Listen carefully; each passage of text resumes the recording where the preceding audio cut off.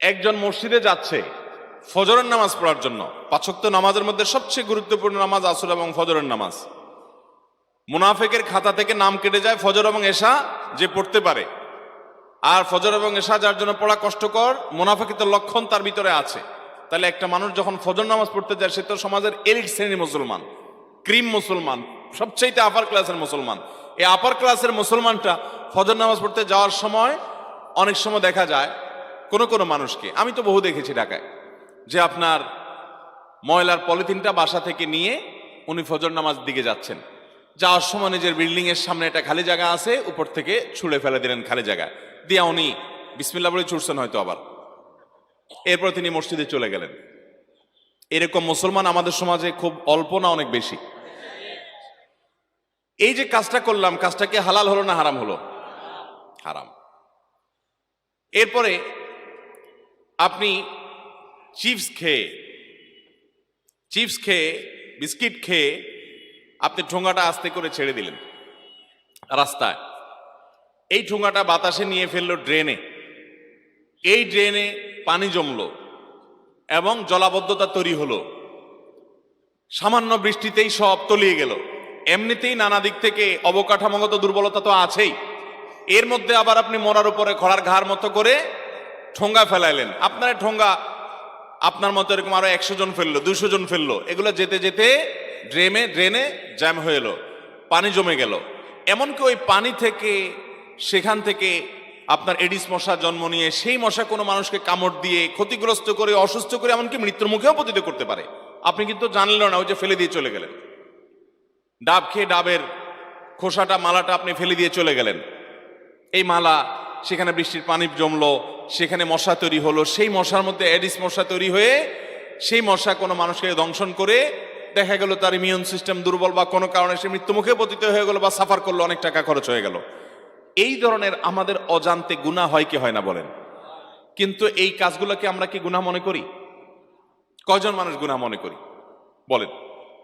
সম্মানিত ভাইরা আমার, শুধুমাত্র এগুলাই নয়, আমরা যখন কথা বলি, আমি গতকালকে কোন এক জায়গায় খুব ভালো একটা মসজিদে সালাত আদায় করেছিলাম, তো দেখি যে সেই মসজিদের একজন নিয়মিত মুসল্লি, মাশাআল্লাহ খুব লম্বা দাড়িও আছে, পাঞ্জাবি গায়ে আছে, মাথায় টুপিও আছে, বোঝা যাচ্ছে উনি প্র্যাকটিসিং মুসলমান। ওনার কোন একটা সমস্যা নিয়ে উনি ফোনে আলাপ করছেন, দুনিয়াবী সমস্যা, এমন জোরে জোরে আওয়াজ করছেন যে আশেপাশে মানুষের নামাজের কেরাত ভুলে যাওয়ার উপক্রম। এই ধরনের ঘটনাগুলো আমাদের সমাজে এত বেশি হয় যে আমরা এগুলো খেয়ালই করি না যে আমার দ্বারা আরেকটা মানুষের কষ্ট হচ্ছে বা কষ্ট হতে পারে। আপনি ঢাকা শহরের সর্বত্র দেখবেন যে প্রায় সময় বিয়ে শাদী উপলক্ষে একটু বেশি দেখা যায়, অন্য সময় দেখা যায় যে হাই ভলিউমে গানের আওয়াজ শুনি আমরা, আছে না নেই? আমাদের তরুণরা হাই ভলিউমে গানের আওয়াজ শোনার অভ্যাস আছে না নেই? তরুণদেরকে যদি বলেন যে ভাই গান শুনতে চান শুনেন, আপনি আস্তে শুনেন, আপনি জোরে আওয়াজ দিয়ে শুনছেন কেন?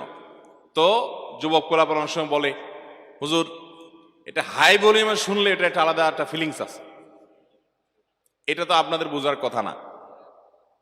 কিন্তু ভাই, আপনার ফিলিংসের কথা না হয় আমি বুঝলাম, কিন্তু আপনার গানের আওয়াজ আর একটা মানুষের কষ্টের কারণ যদি হয়, তাহলে এর কারণে আপনার শুধু গান শোনার গুনাই হবে না, এর কারণে মানুষকে কষ্ট দেওয়ার গুনাহ হবে, যেটা গান শোনার গুনার চাইতে কয়েক গুণ ভয়াবহ। আপনি গান শুনছেন একা একা, সেটার কারণে আপনার আমল নামাতে যেই গুনাহ লেখা হবে, যে অপরাধ লেখা হবে, সেই অপরাধটা আল্লাহ চাইলে মাফ করে দিতে পারেন। আল্লাহর হক এটা জটিল, খুব জটিল ইস্যু না। যদি আপনি তবায় নাসুহা খাটি অন্তরে তবা করেন, আর কখনো করবেন না, ফিরে আসেন, আল্লাহ মাফ করবেন, এ আশা করা যায়। কিন্তু আপনি হাই ভলিউমে শোনার কারণে যে মানুষগুলোর বিরক্তির কারণ হলো, কষ্টের কারণ হলো, কথা বলতে পারলো না, তাহলে এই মানুষগুলোকে কষ্ট দেওয়ার কারণে আপনার আমল নামাতে যে গুনাহ লেখা হবে, শতবার গান শোনার কারণে অত ভয়াবহ গুনাহ আপনার আমল নামা লেখা হবে না।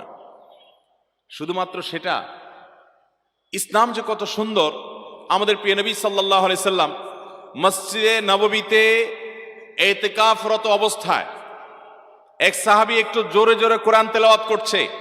এতক্ষণ তো গানের কথা বললাম, জোরে জোরে কোরআন তেলাওয়াত করছে, এবং তার জোরে জোরে কোরআন তেলাওয়াতের কারণে স্বাভাবিকভাবে আশেপাশে অনেকের ধ্যানমগ্নতা ডিস্টার্ব হচ্ছে, কেউ জিকির আজকার, কেউ নামাজ পড়ছেন। নবী আকরাম সাল্লাল্লাহু আলাইহি সাল্লাম তাকে বললেন, দেখো তুমি যাকে শোনাতে চাচ্ছ এই তিলাওয়াত, তিনি কোনো বধির নন, তিনি আলিমুম বিযাতিস সুদূর, তিনি সবকিছু শুনতে পান, মনের জল্পনাও যিনি জানেন, তাকে শোনাবার জন্য তুমি এত জোর করে পড়ার দরকার নাই। তার মানে আশেপাশে লোকদের কষ্ট হচ্ছে, নবী করিম সাল্লাল্লাহু আলাইহি সাল্লাম তাকে উচ্চ স্বরে অর্থাৎ স্বাভাবিক স্বরের চাইতে অনেক বেশি জোরে, যাতে মানুষের ডিস্টার্ব হয়, সেইভাবে কোরআন তেলাওয়াত করতে নিষেধ করেছেন। অথচ আমাদের মোহতারাম হাজরিন, ইসলাম আমাদেরকে সেই সুন্দর জীবন যাপন করতে বলেছে। আমাদের অজান্তে কত মানুষ যে কষ্ট পাচ্ছে সেটা আমরা হয়তো অনেকে খেয়াল করি না। আমাদের